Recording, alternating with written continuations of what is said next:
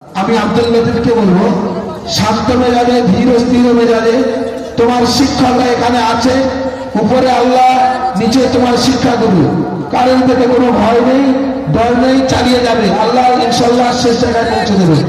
প্রথম প্রতিযোগী মাইক্রোফোনটা লাগিয়ে দাও। এই তো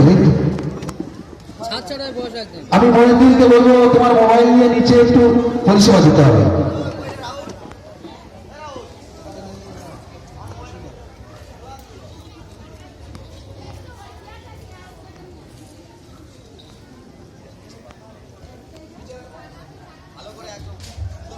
আমি আমার অত্যন্ত শ্রদ্ধাভাজন বিচারক মন্ডলীদেরকে বলবো, আপনারা সমস্ত রকমের খেয়াল থেকে দূরে, সমস্ত রকম খেয়ালকে দূরে সরিয়ে এই ইভেন্টকে, এই বিষয়টার উপরে বেশি বেশি করে লক্ষ্য দেবেন।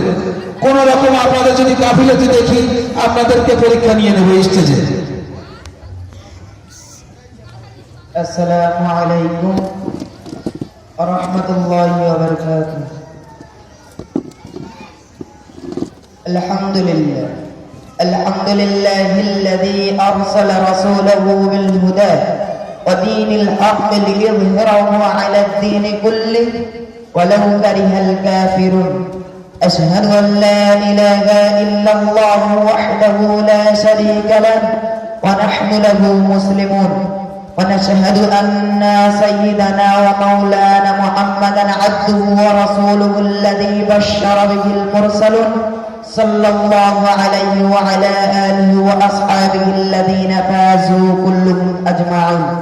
أما بعد، فيا أيها الناس عليكم بالسنة، فإن السنة تهدي إلى الإطاعة، ومن أطاع الله ورسوله فقد رشد واهتدى. وإياكم والبدع، فإن البدعة تهدي إلى المعصية، ومن يعصي الله ورسوله فقد ضل وغوى. واعلموا أن رسول الله صلى الله عليه وسلم قال: أما بعد، فإن خير الحديث كتاب الله، وخير الهدي هدي محمد صلى الله عليه وسلم، وشر الأمور محدثاتها، وكل بدعة ضلالة. أعوذ بالله من الشيطان الرجيم.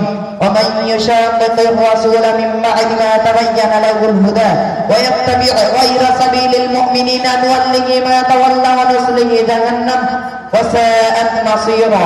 بارك الله لنا ولكم في القرآن العظيم، ونفعنا وإياكم بالآيات والذكر الحكيم، إنه تعالى جواد كريم ملك بر رؤوف رحيم.